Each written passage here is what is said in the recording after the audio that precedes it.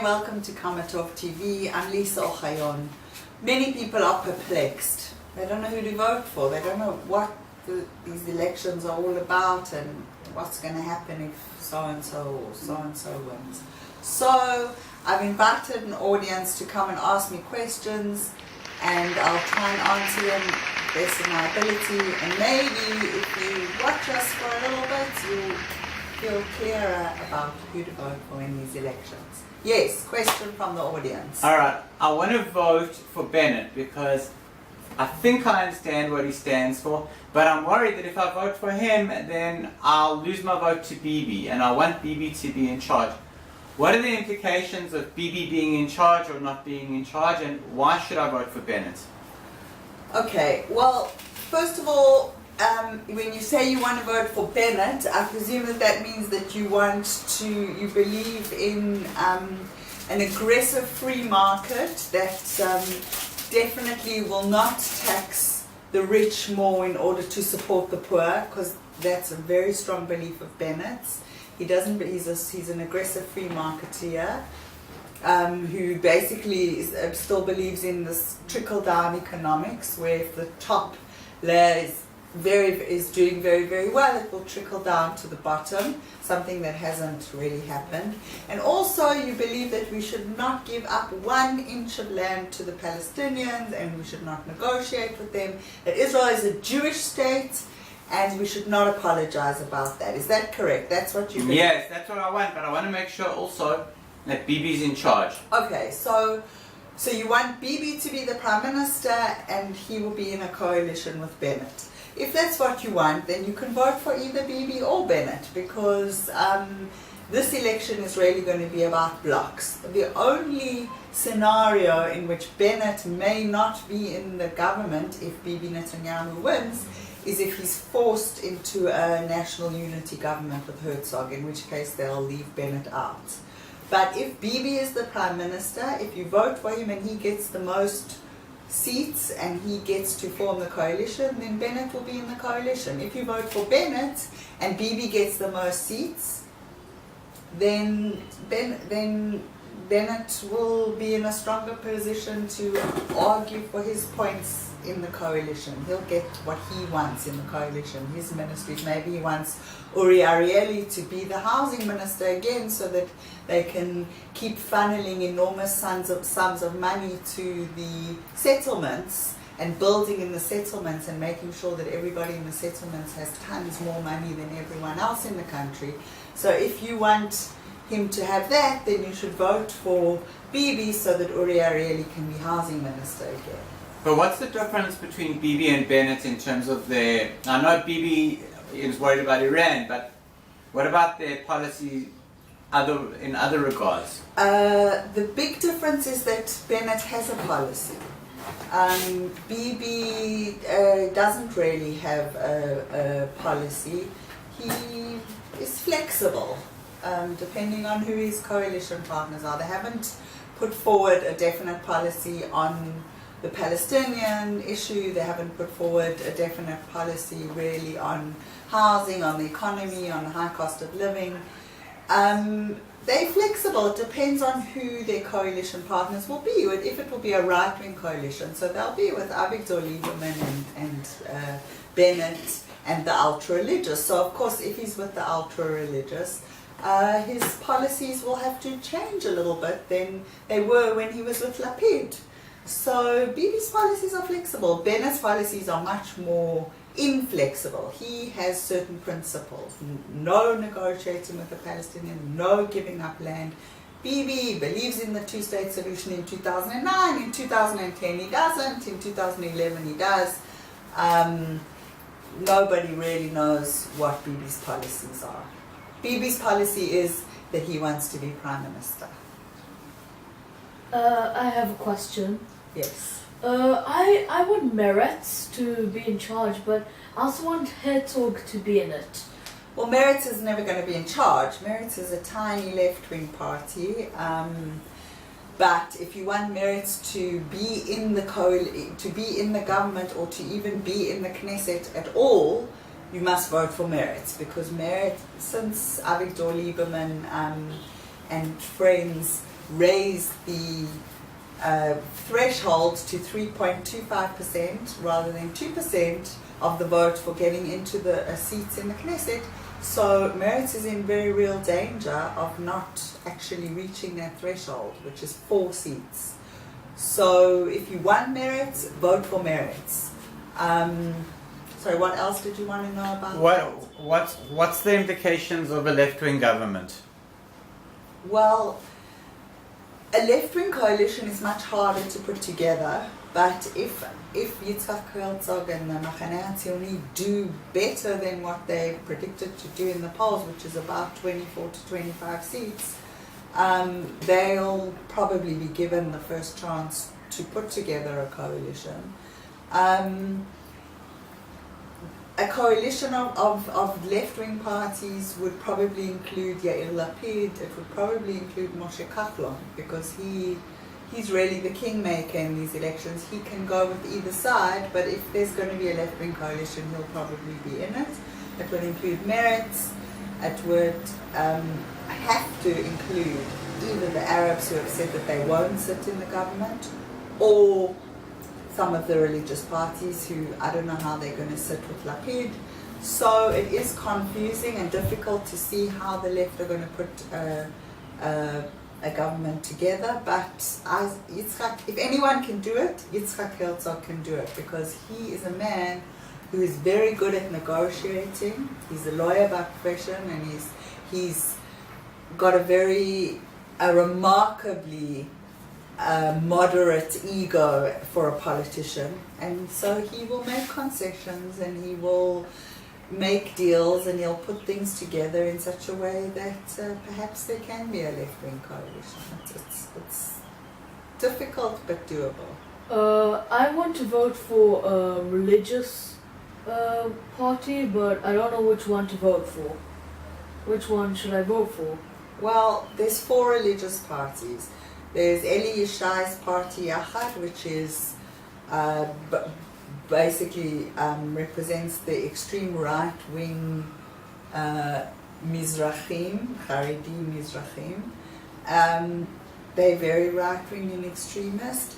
There's UTJ, which, if you're a Haredi Ashkenazi, is your party, especially if you believe that there should be no women representatives in the Knesset.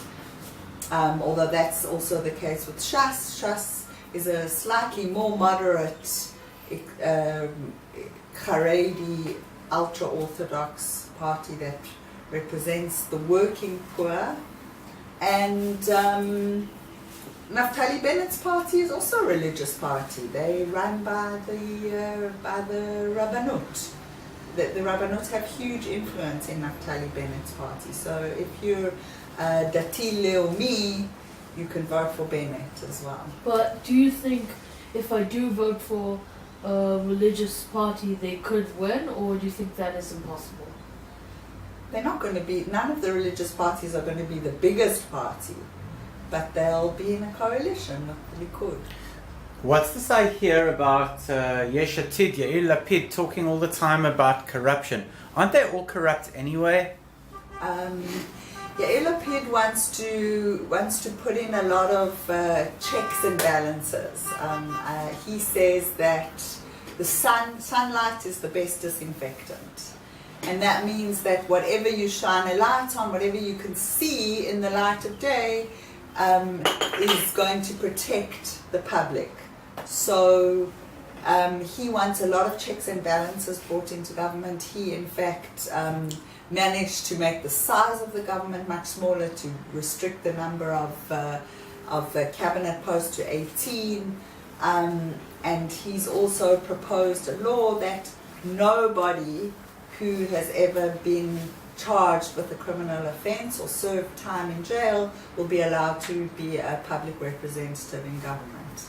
Okay, and what about this guy Kahlon, who you say is the kingmaker? Why would I want to vote for him? Why is he good? Kahlon is very much interested in social issues. Kahlon claims that he is the real Likudnik in the elections, that Bibi has lost the way of the real Likud, and that he believes that we can change the very difficult socioeconomic situation for most of Israeli citizens today, which is really about the extremely high cost of living and the housing crisis, where people literally cannot find accommodation, whether it's to buy or rent. Young people have very, very little opportunity to buy an apartment anywhere in the country except in the settlements. So that's what he's promising, and his track record is really what he did with the cell phone industry. He managed to break the cell phone monopoly and to return about average, I'd say, of about 1,000 shekels a month to the average Israeli household with regard to their cell phone bills. All right, and I also see, not that I have any intention of voting for them, I also see that these Arab parties have become very strong in these elections. How did that happen, and are any non-Arabs going to vote for them? Well, how that happened is interesting. Avigdor Lieberman and the Israel Beitenu led a charge against parties going into the government with a low threshold of 2%, which was what it was, and they managed to get a law passed to raise it to 3.25%. Avigdor Lieberman, if I was teaching an English class and I had to teach my students what the English phrase "hoist by your own petard" means, I would hold up Avigdor Lieberman as an example, because Avigdor Lieberman is now battling. He's sitting in the polls at 4 seats, which is the minimum to enter the Knesset. And this is because of his own law that he tried to push through in order to keep the Arab parties out. The Arab parties used to be split into 4, basically. There were 3 pure Arab parties, I would say, and one with the Communist Party, which is a joint Arab-Jewish party. And that's Hadash, Tal, Balad, and Ram. The 4 Arab parties have now joined up, and they are all going to run on one list together, and the Arab community, or the Palestinian Israeli community, are very excited about that, and they're probably going to vote in much larger numbers than they have before, since 1999, where they all voted left, and they all wanted Barak to win those elections. And since then they haven't really had much of a voter turnout in the Arab community, and now they're all going to come out in numbers and vote. And at the moment they're sitting in the polls anywhere around 13 to 14 seats. There's talk that they may even get 15, which would make them the 3rd biggest party, and an interesting factor. Okay, so I've got a question for you, Lisa. You've never been shy with your own opinions. Who are you going to vote for, and what are you worried about happening in this country? Okay, so I'm not going to say who I'm voting for, because I believe that everybody's vote is their own secret, and that a secret ballot is very important in a democracy. But I will say that when I consider the right-wing coalition that we're facing, which is basically Likud, headed by Bibi, Habayit HaYehudi, headed by Naftali Bennett, Israel Beitenu, headed by Avigdor Lieberman, who has recently said that Arabs who don't support Israel, Arab citizens of Israel who don't support Israel should be beheaded. We're talking about Shas,